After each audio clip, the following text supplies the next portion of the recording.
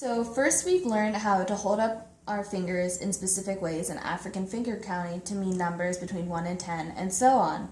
And now we're going to go into how to multiply in African finger counting. Now for multiplication, things get trickier because right and left hand don't have any specific meaning, and you can only multiply with numbers above 5. This is because what we're going to do is any number that's excessive to 5, you're going to hold down that amount of fingers. So if it's 6, you're going to only hold down one finger. And right here I have a little sheet to remember it by. So when you have numbers between 5 and 10, it's excessive to 5. So like I said, 6, you hold down 1. And then when it gets between 10 and 15, it's excessive to 10. So if the number's 13, you're going to hold down 3 fingers. And then it goes so on in groups of 5. So 5, 10, 15, 20, 25, whatever the first number in the group is, it's excessive to whatever that is. And so right now we just have a simple problem we're going to do and show you how to multiply with your fingers. Okay, so we just have an 8 and 9 here, and as we learned, we're going to do what is excessive to 5, so you hold down 3 fingers in this case and keep up 2. And then for 9, you're going to hold down 4 fingers and keep up 1. And so what we do here is we're going to add the fingers together that we just pushed down.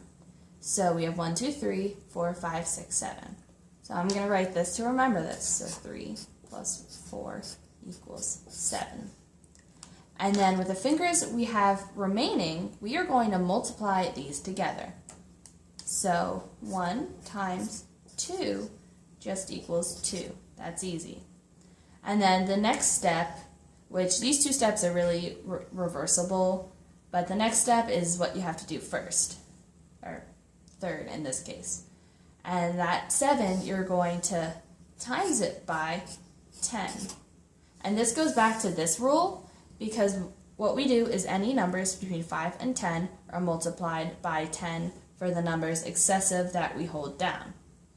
And then from 10 to 15, it's going to be 10 squared, which is 100.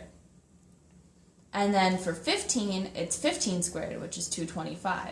So you just multiply 225 by whatever numbers you were adding together. And it's hard to explain between 5 and 10 because you're like, oh, wouldn't it be 5 squared? But when you try to do multiplication and times it by 25, you don't get the right product at the end of it. So back to our sample problem, we're just going to multiply them together, which is 70. And then the numbers that you multiplied earlier together, you just add that on to 70. So 70 times 2, or plus 2, my bad, equals 72. And there we have it. It's simple as this. It's not very hard. You just got to remember the specific rules, like if you're doing integers between 10 and 15, the numbers that you hold down are multiplied by a larger number.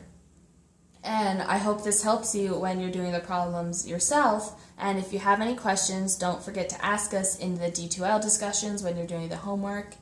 And I hope you have a fun time doing our math equations. Thanks for watching.